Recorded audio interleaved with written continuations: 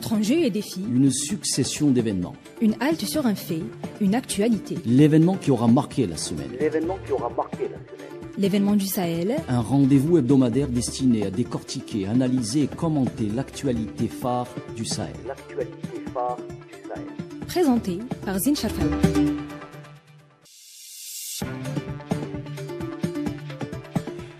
Bonjour chers amis auditrices et auditeurs d'Ifriqiya FM. Nous sommes le samedi 9 novembre 2024.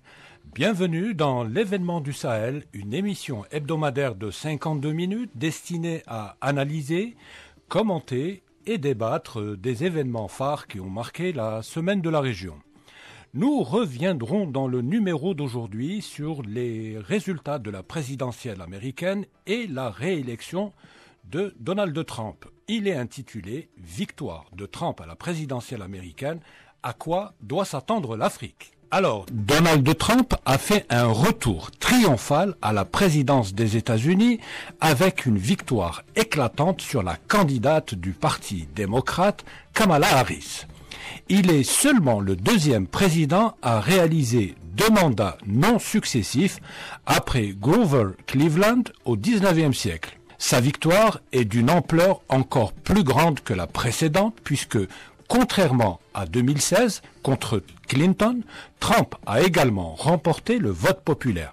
Il a bénéficié du vote de 301 grands électeurs. Le président élu part également avec l'avantage d'avoir au moins à sa faveur le Sénat dont les républicains ont repris le contrôle. Il était aux mains des démocrates. Cela lui permettra de faire avancer son agenda politique. Trump revient aujourd'hui avec une rhétorique radicale contre l'immigration et promet une amélioration économique après des années marquées par une forte inflation.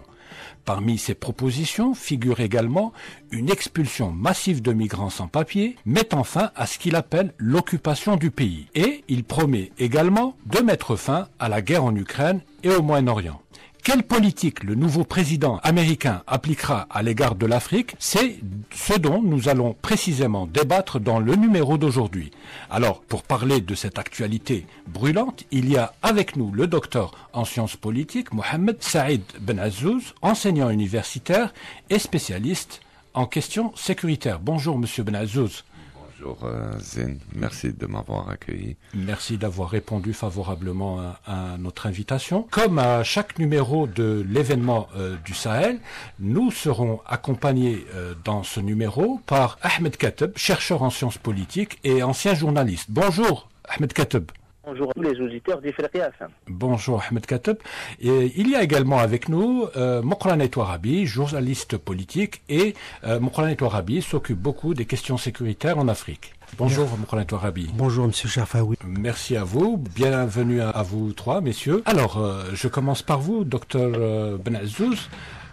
Est-ce que vous vous attendiez à une victoire aussi large de Donald Trump ? Aussi large, non, mais on avait parlé la dernière fois, si vous vous souvenez, on avait dit que c'est un véritable derby, que normalement c'est Trump.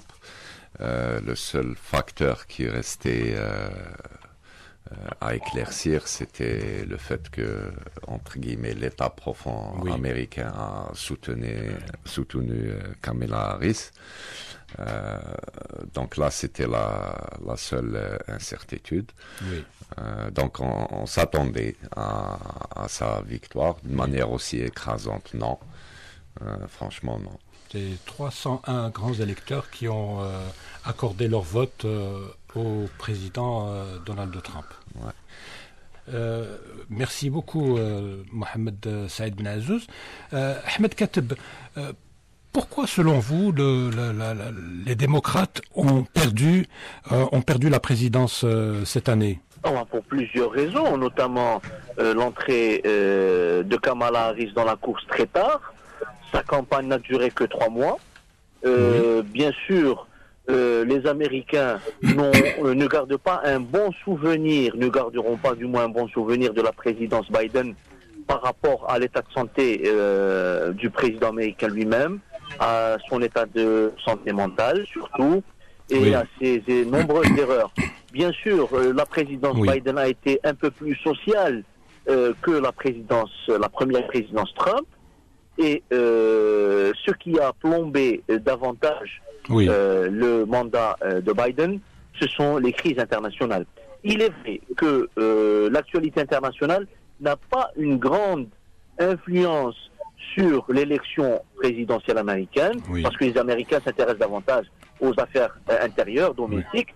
Cependant, les rallonges budgétaires de plusieurs dizaines de milliards de dollars, à la fois pour l'Ukraine et pour l'entité sioniste, ont fait réfléchir quand même les électeurs américains par rapport à leur argent, à leur épargne, où va leur argent, et ils ne comprennent pas pourquoi ils sont en train de payer des guerres qui se passent à l'autre bout du monde, en Ukraine, au Moyen-Orient, alors qu'eux-mêmes ont besoin de rehausser leur niveau de vie.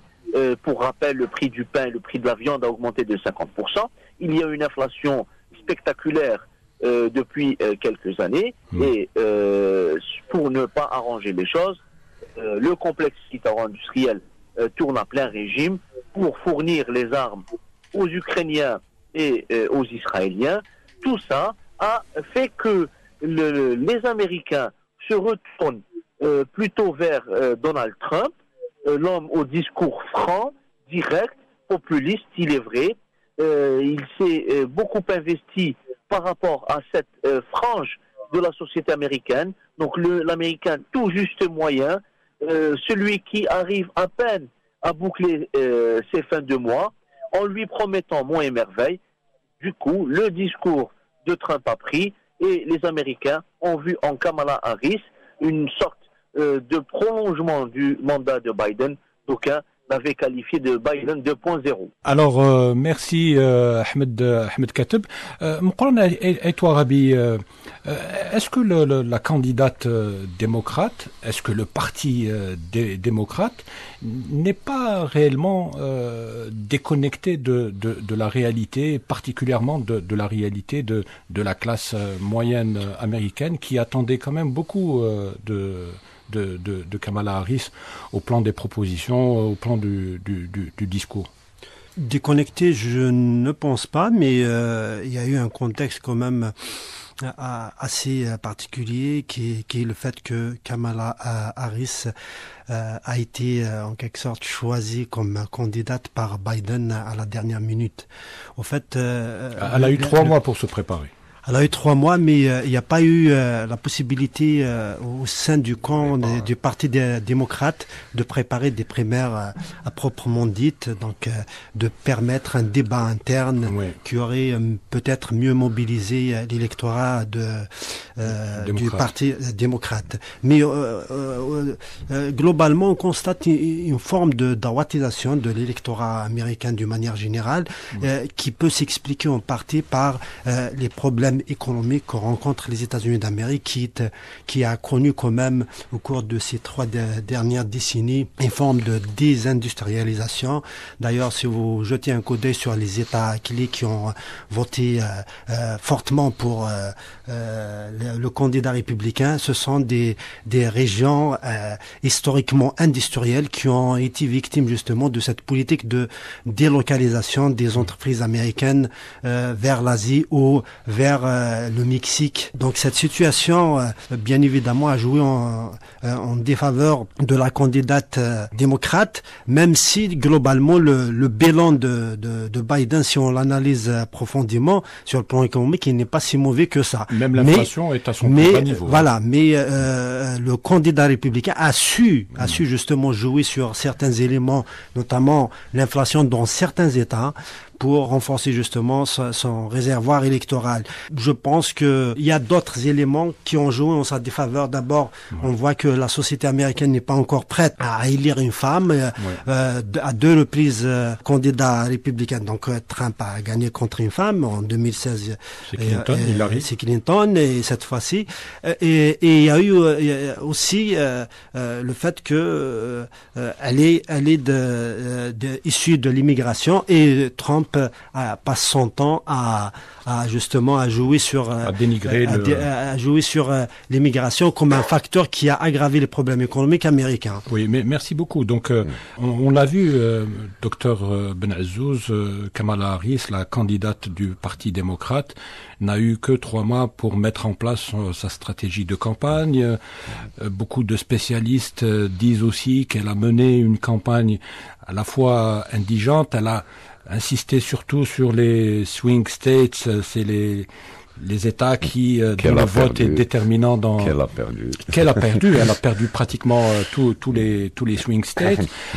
Et durant sa campagne, Dr Ahmed Ben Azouz, pourquoi je disais tout à l'heure que le Parti démocrate est un peu déconnecté de la réalité.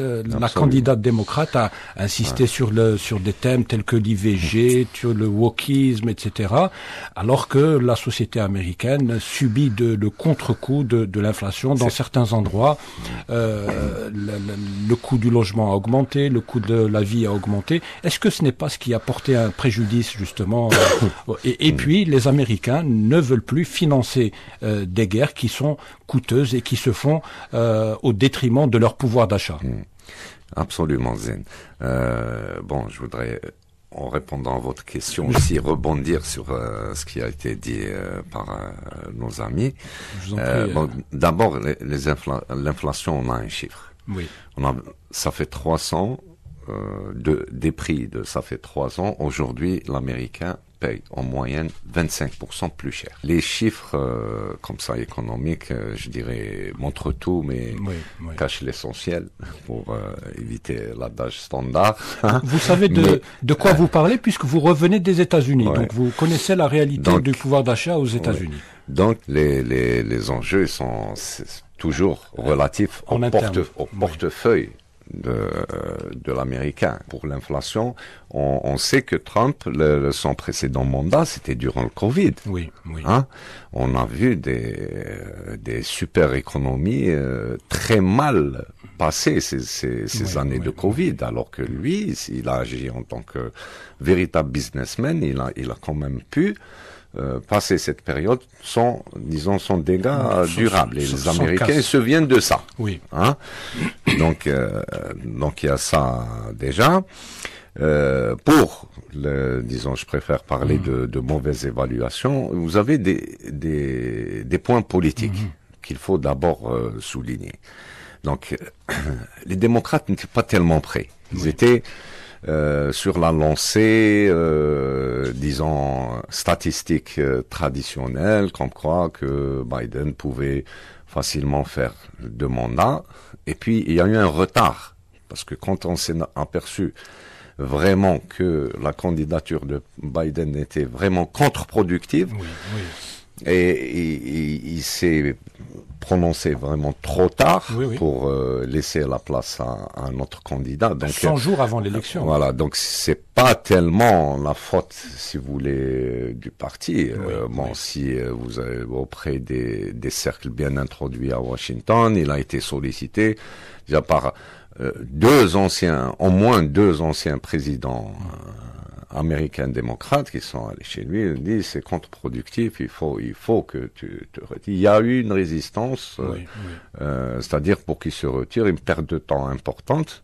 C'est pour ça qu'on s'est retrouvé sur l'option Kamala Harris. C'est la vice-présidente, elle est là.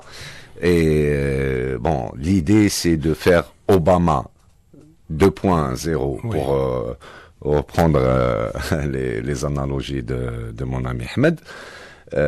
Donc d'une pierre deux coups, une africaine, voilà, etc. Ça pouvait même être perçu comme un 4e mandat d'Obama, du moment qu'il a été appelé à la rescousse pour aider Kamala Harris durant sa campagne. Bien sûr, ma président Obama était omniprésent. Il fait partie des présidents qui sont allés voir Biden pour lui dire qu'il faut se retirer. Si on va au côté économique, on dit le mauvais traitement de l'inflation, il y a eu des erreurs, d'évaluation sur l'électorat même. parce que mon ami Touarabi, il dit que les Américains sont pas prêts de voir une femme. Mais si vous voyez parmi l'électorat féminin, l'électorat féminin se fait à cette idée. C'est-à-dire que viser l'électorat féminin, comme on a vu le temps qu'elle a réservé Kamala Harris à cet électorat, c'était vraiment peine perdue, parce que c'est connu, il a ses limites. On a vu aussi l'électorat noir. Les démocrates s'étaient pratiquement assuré l'électorat noir, alors qu'il n'était pas question. Il y avait une dissidence au sein même de cet électorat, et on a vu finalement l'électorat arabe. Kamala Harris a perdu l'électorat. Voilà, qui est vraiment déçu par la position du Parti démocrate, particulièrement soutien vraiment inconditionnel à Israël. Alors, tous ces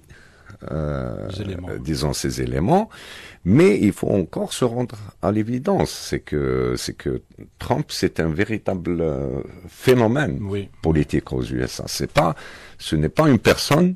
Et il faut se poser la question, est-ce que c'est lui qui bénéficie du potentiel du parti républicain, ou alors c'est l'inverse? C'est l'inverse. Voilà. C'est plutôt l'inverse. Voilà. Donc il y a ça aussi. Il faut pas, trop caricaturiser les choses. Merci. Très bien. Merci beaucoup, Dr Mohamed Saïd Ben Azzouz, pour tous ces éléments. Ahmed Kateb, alors le parti démocrate a enregistré une véritable bérésina. Alors, l'aile gauche du Parti démocrate est remontée contre Kamala Harris et contre Biden pour leur politique de soutien inconditionnel à Israël. Biden n'a pas eu un mot de compassion pour les Palestiniens qui vivent depuis plus d'une année sous les bombes. Il s'est produit à Gaza des génocides, c'est pratiquement le premier génocide du XXIe siècle. Une telle barbarie n'avait pas été enregistrée depuis la Seconde Guerre mondiale et depuis probablement le massacre au Rwanda. Donc c'est le premier grand génocide du XXIe siècle. Le Biden n'a absolument rien fait pour stopper cette barbarie, d'ailleurs, qui se poursuit à aujourd'hui. Donc, et cette attitude, semble-t-il, Ahmed Kateb, a fait perdre à Kamala Harris des voix autant au niveau du Parti démocrate que dans le vote afro-américain, le vote hispanique et le vote arabe. Tout à fait. Il y avait une contestation généralisée au sein de la base du Parti démocrate qui n'arrivait pas à comprendre pourquoi le binôme Biden-Harris soutenait mordicus une agression et un État génocidaire alors qu'on voyait en mondiovision les crimes en direct. On se souvient des grandes manifestations au sein des universités américaines où toute l'élite universitaire, les jeunes étudiants, plusieurs dizaines d'enseignants, des centaines d'enseignants même, ont crié leur ras-le-bol par rapport à cet alignement honteux de l'administration américaine sur les thèses de l'entité sioniste, et on voit que les démocrates n'ont pas su capitaliser, faire un jeu de balance afin de récupérer cette base mécontente. Du coup, plusieurs centaines de milliers de voix se sont reportées sur la candidate écologiste qui, elle, a, dès le départ, affiché un soutien à la population palestinienne, dénonçant les massacres sionistes. Et, elle a récolté 600 000 voix. De Kamala Harris, oui, où elle a été huée par la base démocrate, et elle les suppliait en leur disant « je vais parler de Gaza dans quelques minutes ». Tout ça est révélateur d'un malaise profond au sein du Parti démocrate. Mais je rajouterai une chose, il s'agit également d'une fracture générationnelle.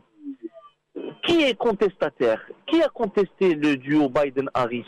Ce sont les jeunes du Parti démocrate âgés de moins de 30 ans. Ceux-là même qui soutiennent la cause palestinienne. Alors que les seniors, tous les seniors pratiquement, sauf quelques exceptions notables, restent fidèles à cette loyauté pro-sioniste. Et cette fracture générationnelle, c'est ça qui fait peur aux Américains actuellement. C'est ça qui fait peur également aux lobbies sionistes, parce que ça confirme qu'il y a dans l'avenir un risque de basculement en faveur du peuple palestinien et au détriment du soutien historique inconditionnel à l'entité sioniste. Merci beaucoup Ahmed Kateb pour ces éléments. Toi, Rabi, alors on le voit bien, la défaite de Kamala Harris à cette élection présidentielle, c'est un désastre politique. On le voit durant sa campagne. Elle n'insiste pas sur la perte violente du pouvoir d'achat des Américains. Elle s'est tue pratiquement sur le génocide à Gaza. Elle a promis du bout des lèvres une solution, la solution ou le soutien à la solution aux deux États. Elle ne dit rien sur la hausse vertigineuse des prix du logement. À l'inverse, elle met en place, elle insiste sur une modification des marqueurs identitaires, donc elle insiste sur la question des transgenres, etc. C'est loin des préoccupations des Américains. À l'inverse, Donald Trump, durant sa campagne, il a été plus que convaincant. Il a promis un certain nombre d'actions dès qu'il arrivera au pouvoir, qui ont convaincu les Américains de voter pour lui. Je crois qu'il a promis une baisse générale d'impôts, ce qui n'a pas été fait par les démocrates, qui sont traditionnellement supposés être proches de la classe moyenne. Trump qui n'est pas un produit justement républicain. C'est pas un enfant du parti républicain. Trump qui est un ex-enfant du parti démocrate. C'est un enfant du monde libéral, ultra-libéral, même américain. C'est un homme d'affaires avant tout. C'est un chef d'entreprise sans état d'âme. C'est quelqu'un de très pragmatique. C'est un homme transactionnel qui est dans la négociation permanente pour ses propres intérêts. Donc, étant candidat au président, il agit de la même manière. Oui. Pour lui, les États-Unis d'Amérique est une entreprise. Elle a des besoins, elle a un objectif, un plan de charge qu'il faut honorer. Aujourd'hui, encore une fois, il a su décrypter la société américaine. Et moi-même, je vous dis, ayant eu la possibilité de visiter ce continent, la société américaine globalement, elle n'est pas très politisée. Oui. Donc Trump, il a compris que ce qui intéresse l'Américain, c'est beaucoup plus son pouvoir d'achat. Oui. Donc ses moyens financiers et matériels, donc le côté économique, il a joué sur ça sans aller dans le détail. Oui. Il a su, comme c'est un homme de l'image, c'est un homme de la communication, sachant qu'il a eu déjà un passé d'animateur télé. Oui. Il a su donc jouer sur ça et gagner l'électorat américain, le séduire de par son comportement, son assurance et sa façon de parler. Populiste, assurément, opportuniste. Ça c'est sûr. Certainement. Il fait preuve de virilité qui a peut-être fait un peu de différence par rapport à Kamala Harris, qui a beaucoup hésité à se démarquer du programme de Biden parce que en quelque sorte elle est aussi responsable et comptable de ce programme. De ce bilan, oui. De ce bilan. Où les Américains ayant mal vécu cette période, ces 4 années, ont voulu simplement le changement. Ouais. Je pense que les questions géopolitiques sont déterminantes pour certaines communautés, comme la communauté arabo-musulmane, mais elles ne sont pas déterminantes pour le reste des communautés latino ou autres. qui ont beaucoup plus pesé dans cette élection, parce que quand on parle de l'électorat arabo-musulman, la population d'origine arabo-musulmane aux États-Unis ne dépasse pas 1%, alors que quand on voit les résultats enregistrés dans les élections, l'écart dans les suffrages universels entre les deux candidats, il est de plus de 5 millions. Donc on est loin de cet état de l'influence de l'électorat arabo-musulman. Mais par contre, les questions d'ordre économique, si vous avez remarqué, dans le monde entier, là où il y a une montée de l'extrême droite, c'est lié aux conditions socio-économiques. Quand il y a des problèmes socio-économiques, on voit l'extrême droite monter. Pourquoi? Parce que le principal élément sur lequel il joue, c'est la question migratoire. Et aux États-Unis d'Amérique, la nouveauté, c'est qu'aujourd'hui, vous avez un président qui joue sur la peur qui est isolationniste, protectionniste, et qui, en quelque sorte, remet en cause certains éléments essentiel de l'ultralibéralisme. Et il ne faut pas oublier que pour mieux vendre sa candidature cette fois-ci, elle a bénéficié de l'aide de l'homme le plus riche des États-Unis, de l'homme d'affaires, Elon Musk, du monde, qui lui a en quelque sorte apporté une contribution considérable dans cette mais attention, les démocrates ont dépensé beaucoup plus que les républicains pour les besoins de la campagne. C'est les démocrates qui ont dépensé beaucoup plus. Je parle de l'image. Vous avez quelqu'un qui a un réseau social qui est très suivi, pratiquement plus de 800 millions d'abonnés. Et lui-même, il a des followers qui dépassent les 250 millions. Donc, il a posté des vidéos qui ont été vues 1 milliard de fois. Ils étaient obligés de faire ça parce que Trump avait créé aussi un réseau social similaire, et le risque était très important. Musk n'avait pas vraiment le choix que de... Et puis, les médias traditionnels aux États-Unis ont globalement soutenu la campagne de Kamala Harris. Donc, et l'État profond aussi ne voulait pas trop d'un retour de Trump au pouvoir. Alors, nous venons d'expliquer les raisons de la défaite cuisante de Kamala Harris aux élections. On a essayé d'expliquer pourquoi Donald Trump a réussi à engranger une victoire éclatante à cette présidentielle. Nous l'avons dit en début d'émission, c'est le second président de l'histoire à avoir été réélu après une défaite. Et donc là, nous allons aborder dans cette seconde partie de l'émission la politique étrangère des États-Unis, et particulièrement la politique étrangère de Donald Trump. Bon, nous allons pas parler de tous les dossiers, bien sûr. Il y a l'Iran, il y a la Corée du Nord, il y a la Chine, il y a l'Europe, il y a l'Ukraine.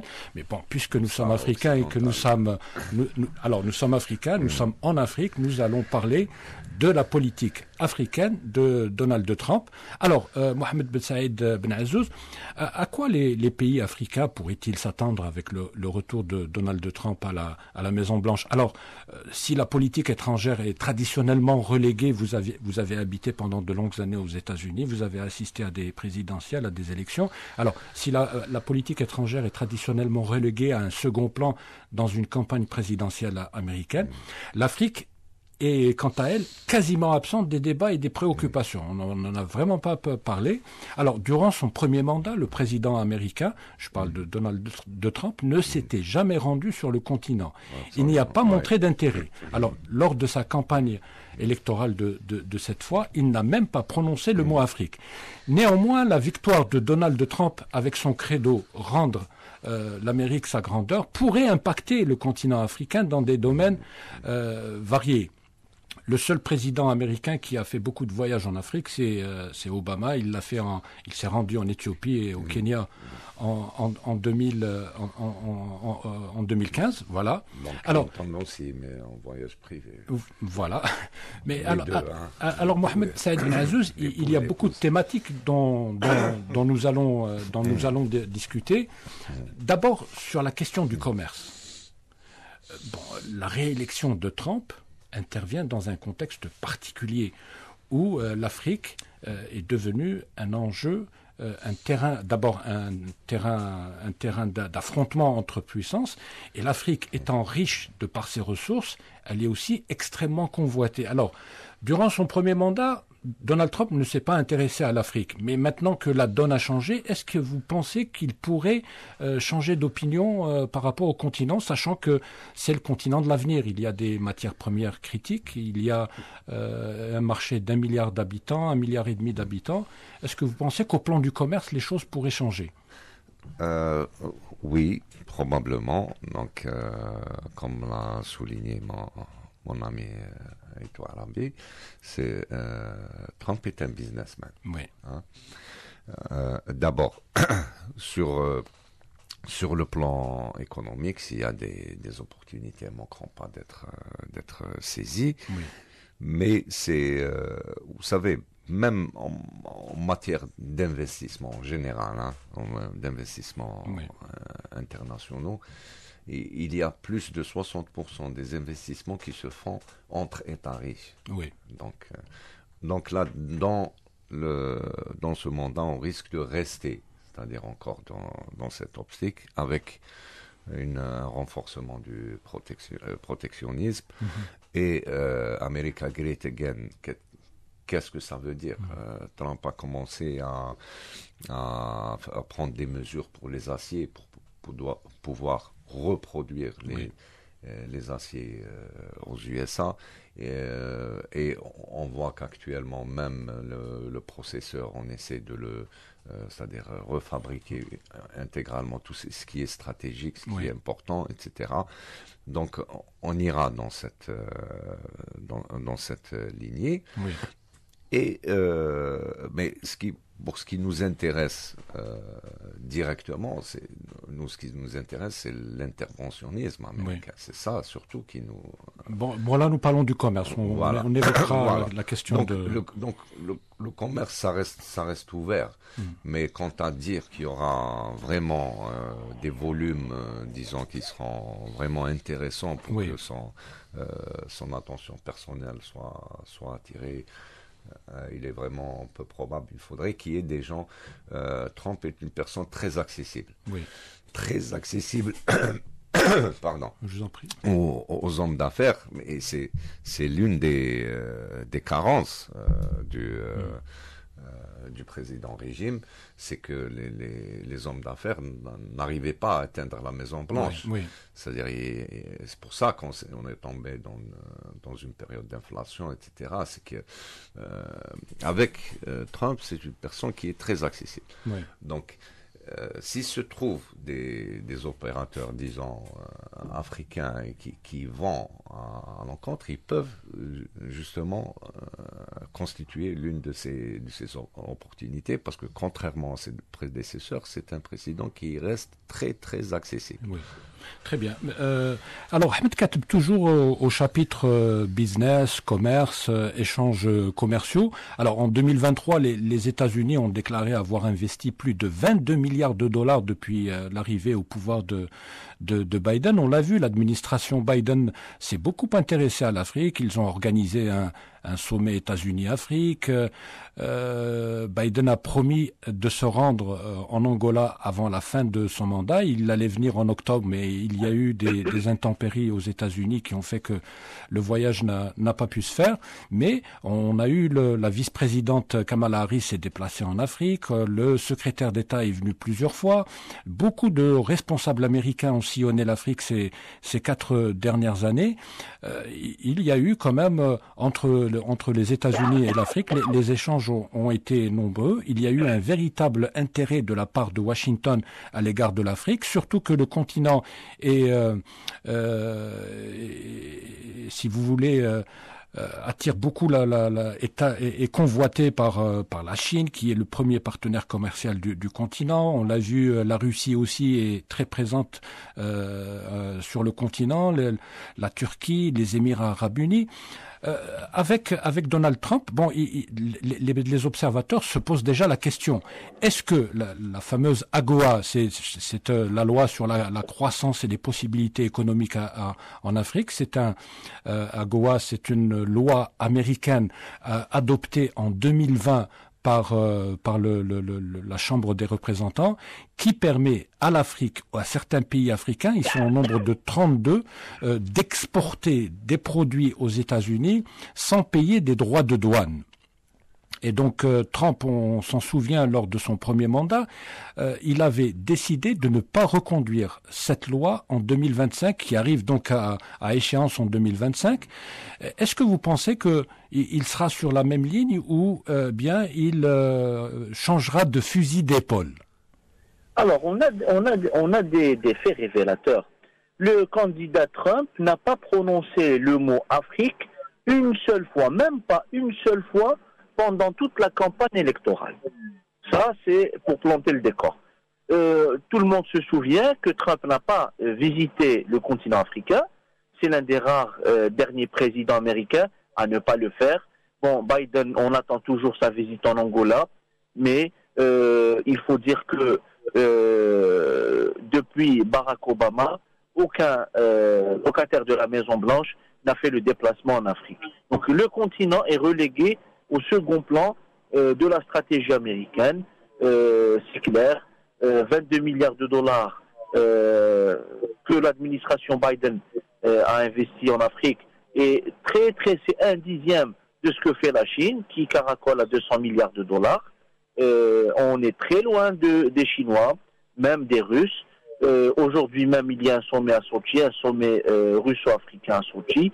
Donc, on est dans une sorte d'occultation du continent africain, alors combien même que ce continent est éminemment stratégique, recèle de matières premières extrêmement recherchées, et l'Afrique est convoitée par toutes les superpuissances et les pays émergents.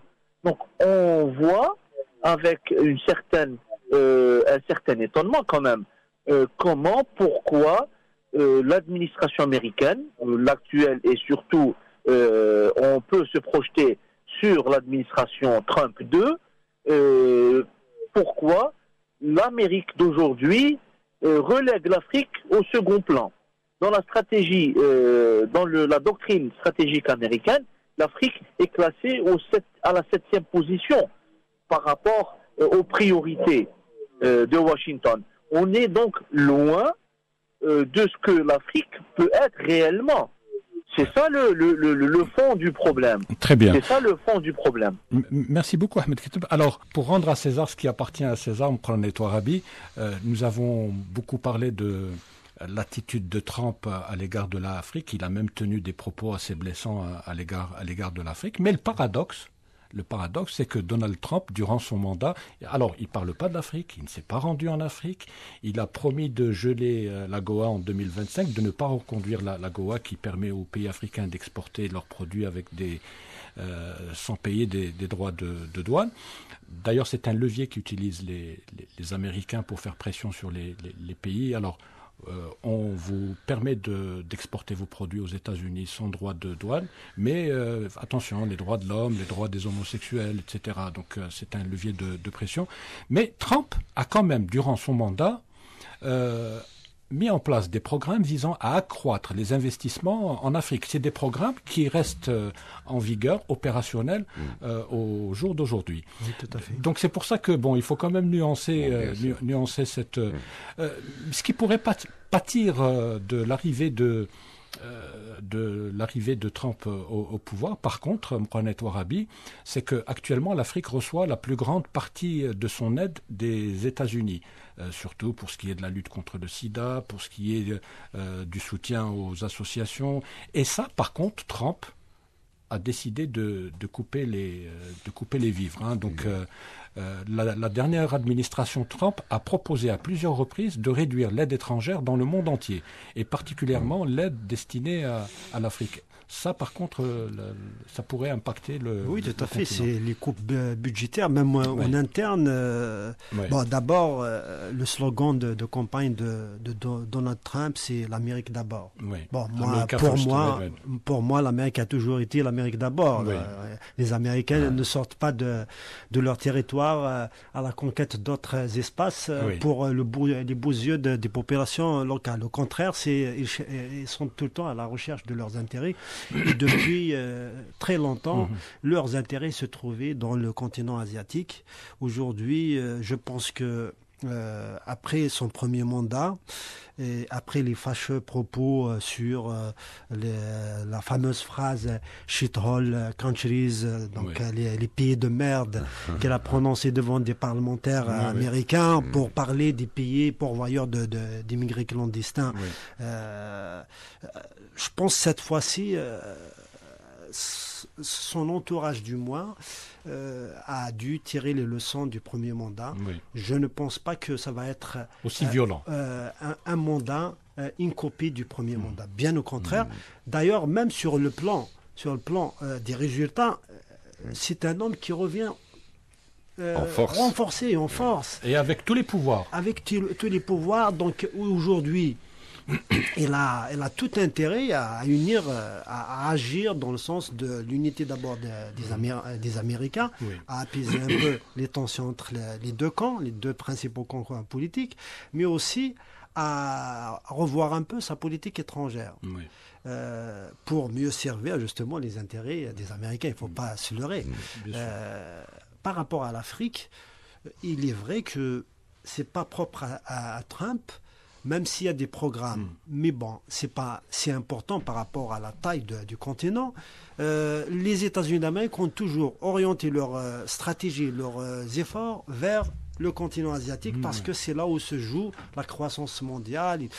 Aujourd'hui, les choses commencent à changer parce qu'aux États-Unis, en Asie, il y a l'ogre chinois qui est là, qui domine, qui progresse. Et qui est en train de concurrencer les États-Unis. Qui est devenu le principal concurrent des États-Unis dans le monde sur le plan économique. Et il se trouve que dans cette bataille, il y a l'aspect qui est lié aux technologies. C'est la bataille des technologies, de l'intelligence artificielle. Des semi-conducteurs. Donc, cette bataille technologique a besoin de terres rares. Les terres rares, 75% sont entre les mains de son principal concurrent qui s'appelle la Chine. Et le reste, il se trouve où? Il se trouve en Afrique. Aujourd'hui, j'ai cité Elon Musk, qui est dans l'automobile, donc électrique, dont certains composants, justement, ont besoin de terres rares.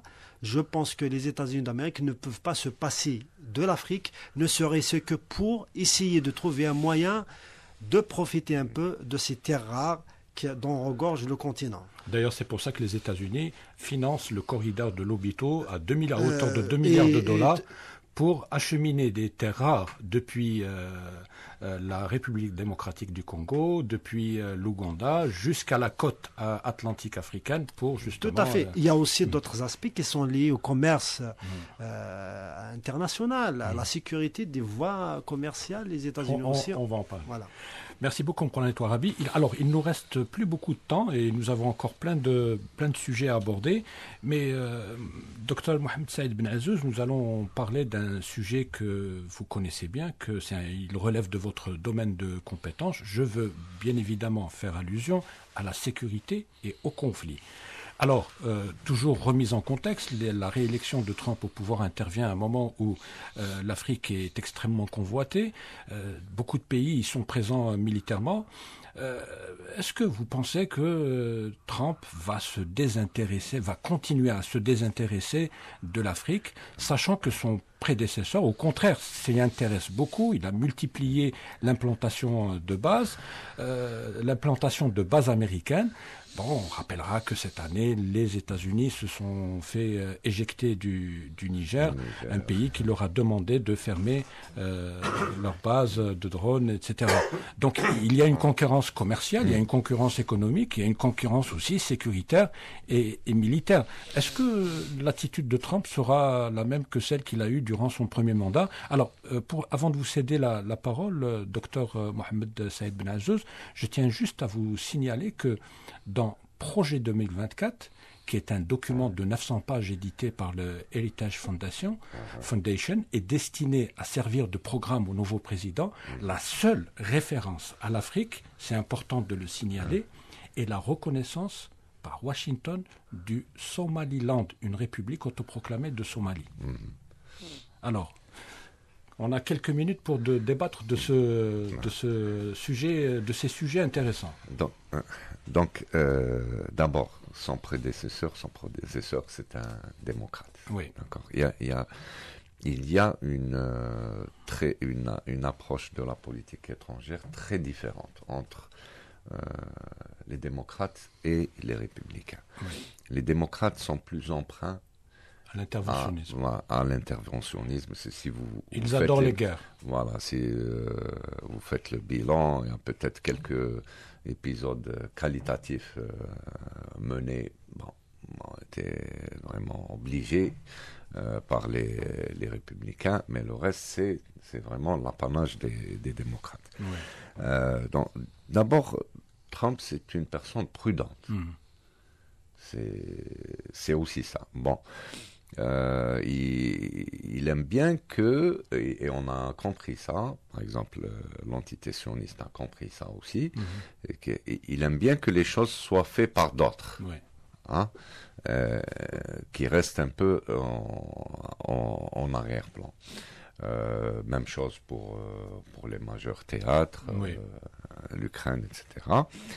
Mais personnellement, je ne m'attends pas à ce qui est, disons, le seul risque qui peut se dessiner, c'est la continuité du soutien à Israël. Oui. Et là encore, je ne m'inquiète pas vraiment d'une escalade, parce que on a vu par le passé, il a été invité à intervenir, même contre des intérêts iraniens, etc. Il n'a rien fait.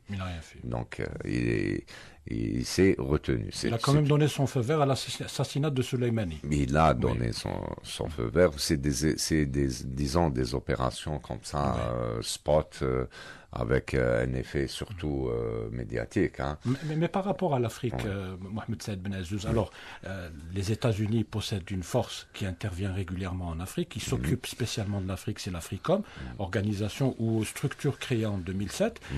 Les États-Unis possèdent beaucoup de bases militaires et beaucoup d'empreintes militaires en Afrique.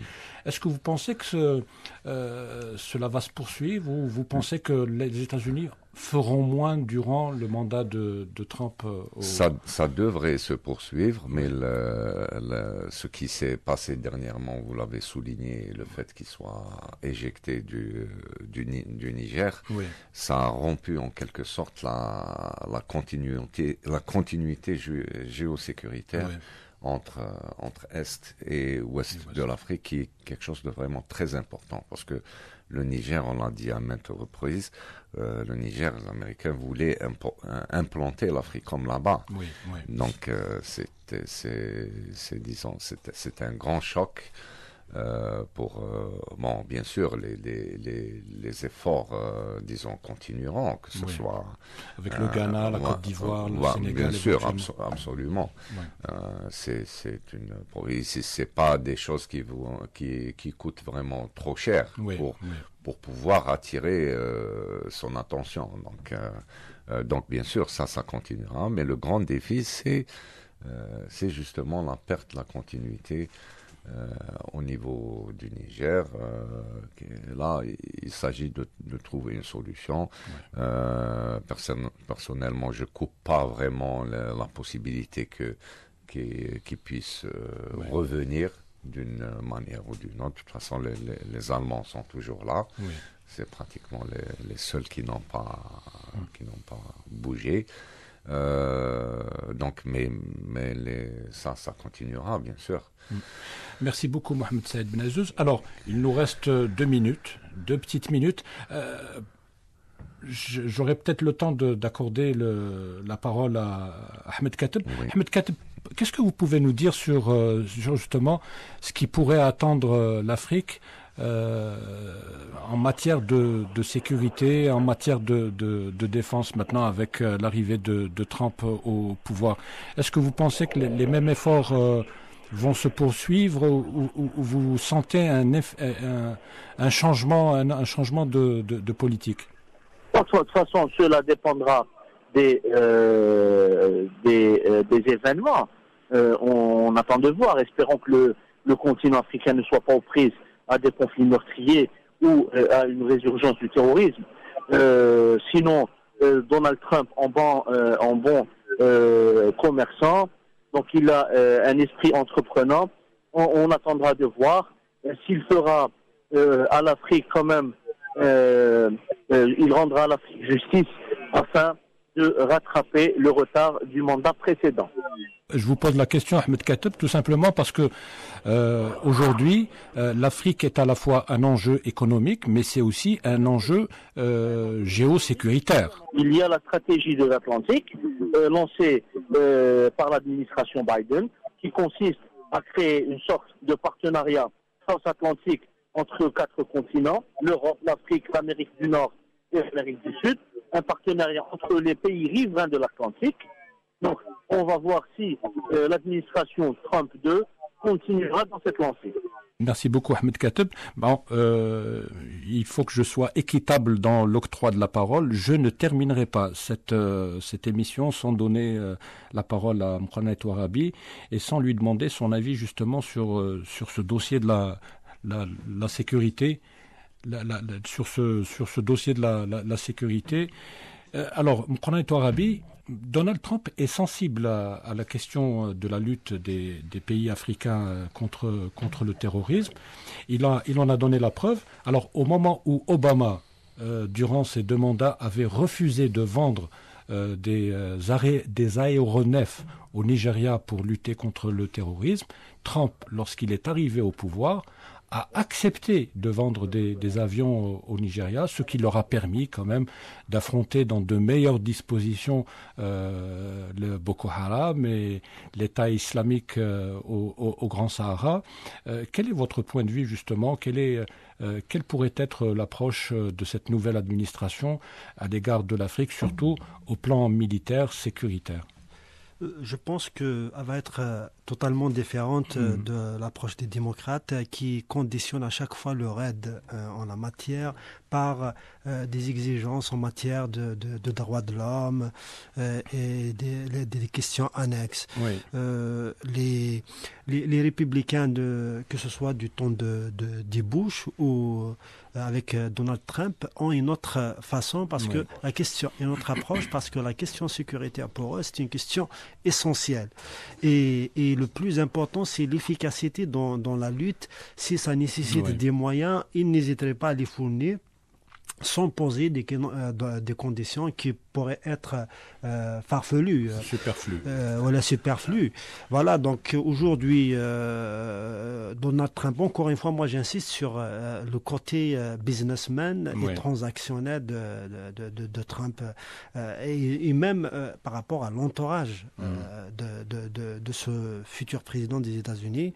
La question de la sécurité va être essentielle et c'est que la bataille aussi de la sécurité se joue aussi en Afrique où il y a beaucoup de groupes terroristes ou beaucoup de conflits qui méritent l'aide américaine. Aussi parce que le continent il est sur 2 océans stratégiques qui constituent des voies maritimes commerciales assez importantes pour les États-Unis d'Amérique. Surtout pour la sécurisation des marchandises. Donc que ce soit à l'Est ou à l'Ouest, l'intérêt américain il est présent et je pense que l'administration américaine sous Trump va avoir une autre approche et il serait peut-être même possible de voir des pays qui ont dû rompre leur coopération avec les États-Unis en raison de l'attitude méprisante de certains dirigeants responsables américains, renégocier leur coopération avec les États-Unis. Il n'est pas interdit de le faire quand il y a un respect mutuel. Exactement. Voilà. Très bien, merci beaucoup Moukhana Touarabi. J'ai bien fait de vous donner la parole parce que vous nous avez gratifié d'éléments intéressants. Alors, Mohamed Saïd Ben Azouz, comme nous n'avons pas l'occasion de vous avoir régulièrement dans notre émission, nous allons vous donner le dernier mot. Alors, nous avons pratiquement parlé de tout. Alors, Mohamed Saïd Ben Azouz, quelles pourraient être les relations entre les États-Unis et l'Algérie sous Trump? Alors, l'Algérie a toujours eu des relations assez amicales avec les États-Unis. On se souvient Houari Boumediene durant la guerre froide.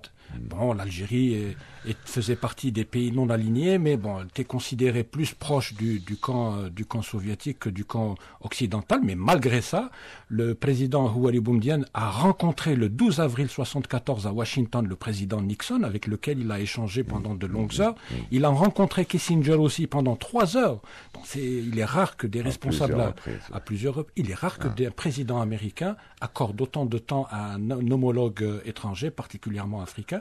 Donc c'est pour vous dire que le président Boumedienne comptait beaucoup dans l'échiquier américain. Boumedienne avait d'ailleurs un canal direct, il permettait d'entretenir un canal direct par le biais de M. Otzgar, qui connaissait le monde américain. Chadli a fait une visite aux États-Unis sous Reagan en 85, donc il s'est rendu en visite d'État, premier président algérien à faire une visite d'État aux États-Unis, c'était le 19 avril 85. Et Abdelaziz Bouteflika s'est également rendu aux États-Unis en visite. Il a rencontré le Bush Junior le 5 novembre 2001 à Washington, à la Maison-Blanche. Il a reçu au bureau ovale. Donc, bon, pensez-vous que justement, cette relation entre l'Algérie et les États-Unis continue un peu sur cette...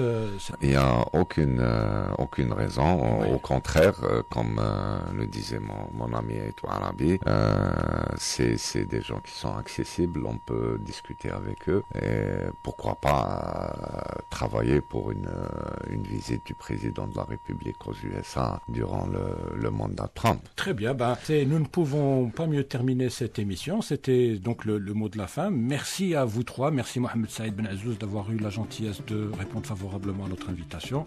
Moukhalet Arabi, c'est toujours un plaisir de vous avoir dans les studios d'Ifriqiya FM. Je remercie également Ahmed Kateb. Vous l'aurez compris, chers amis auditrices et auditeurs, nous arrivons au terme de cette émission. Nous vous donnons rendez-vous la semaine prochaine, même jour, même heure. En attendant, vous pouvez continuer à nous écouter sur Internet. Pour cela, il vous suffit simplement de télécharger notre application Play Store. Je rappelle que cette émission a été préparée et présentée par Zine Cherfaoui. Elle a été réalisée par Khaled. À la console technique, il y avait Mouad et Karim. Bonne écoute avec la suite des programmes d'Ifriqiya FM. Au revoir.